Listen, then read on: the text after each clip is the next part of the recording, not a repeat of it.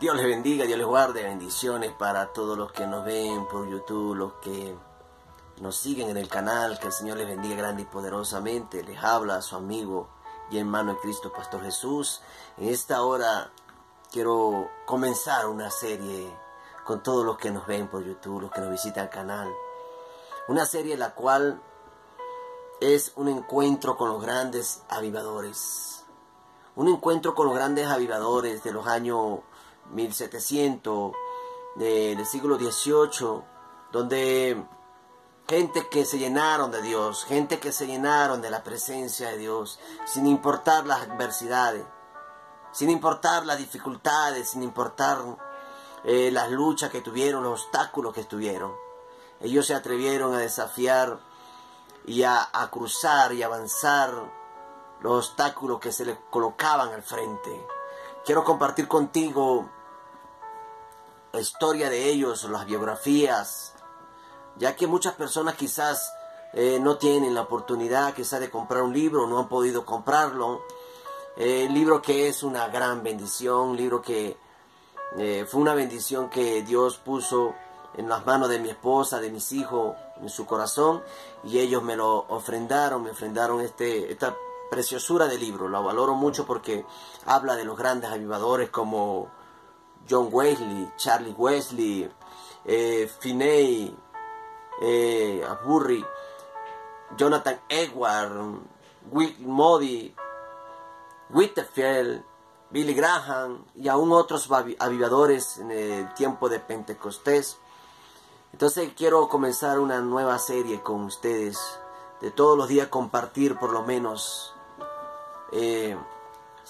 una página, un versículo, un renglón, o una parte del libro con ustedes. ¿Para qué? Para entender que Dios tiene cosas y tiene propósito con cada quien. Amén. Si Dios lo pudo hacer con ellos, Dios lo puede hacer contigo. Un libro que fue editado por Robert Liardon, el cual hoy por hoy está en manos de muchas personas y ha sido de gran bendición. Amén. Entonces quiero comenzar con John Wesley y Charlie Wesley, la cabeza y el corazón del avivamiento. Lleva por título La cabeza y el corazón del avivamiento. ¿Por qué? Porque eran dos, Charlie Wesley y John Wesley. Dice John Wesley, una frase que tenía John Wesley es que él decía: el ocio y yo nos hemos separado.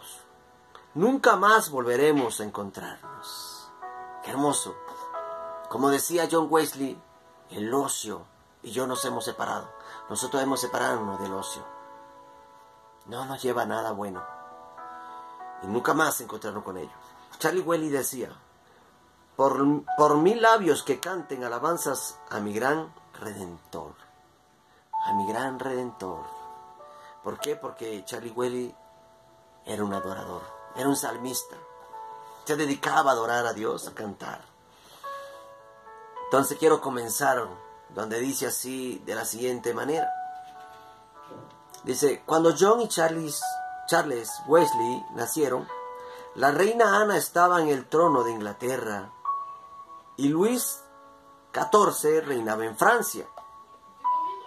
Isaac Newton todavía vivía. Isaac Newton todavía vivía en ese tiempo. El filósofo John Locke había fallecido recientemente. Estados Unidos era un grupo desarticulado de colonias. Y el advenimiento de la máquina de vapor y la revolución industrial estaban a décadas de suceder. Hace muchos años atrás. Cuando ellos nacieron, dice que John Wesley nació en 1703 y murió en 1791. Y Charlie Wesley nació en 1707. Era mayor, pero murió primero que Wesley, 1788. Pero fueron llamados la cabeza y el corazón del avivamiento. Entonces dice que continuamos acá Dice que Inglaterra, en especial Eggborough, el lugar de nacimiento de los hermanos Wesley, ellos nacieron en ese lugar. Era en su mayor parte agrícola y provinciana. En el último medio siglo, Inglaterra había atravesado una serie de guerras civiles, la más notable de las cuales fue la última, que hizo de Oliver Cromwell el Lord Protector de Inglaterra, un hombre que empezó a liderizar. En 1653 y 1659, durante más de una década, 1649 y 1659, Inglaterra estuvo sin monarca. Como estuvo Israel en aquel tiempo donde no habían reyes, solamente Dios los liderizaba. Qué hermoso. Dice, cuando se restauró la monarquía, la corona tenía mucho menos poder, que ya compartía con el parlamento, porque ya compartía el poder con el parlamento. Y después de haber tenido a un puritano como protector, la Iglesia de Inglaterra había perdido el control absoluto de la vida religiosa. Ya había perdido el control absoluto de la vida religiosa. ¿Por qué? Porque ya ellos se estaban desviando ya. Dice, los inicios del siglo XVIII marcaron también el surgimiento de la Ilustración, que llegó inmediatamente después de la Edad de la Razón del siglo anterior, que hacía hincapié en el racionalismo y la ciencia por encima de la verdad moral. Dice que espiritual y bíblica, dice que ellos ya que hacían hincapié en el racionalismo, o sea, ya ellos se guiaban era por la ciencia, ya ellos se guiaban era por lo que estudiaban, por la sabiduría, pero se habían olvidado de la vida espiritual y de la Biblia. Es mejor tener la sabiduría de parte de Dios que la sabiduría de parte del hombre. ¿Por qué? Porque esa te lleva a obtener muchas bendiciones. De tal manera que la Biblia, el libro sigue diciendo, la biografía acá sigue diciendo que ellos se habían olvidado de eso, de la Biblia y de la parte espiritual. Por eso el apóstol Pablo decía, el espíritu, la mucha letra mata, el espíritu vivifica. Debemos vivificar en el espíritu.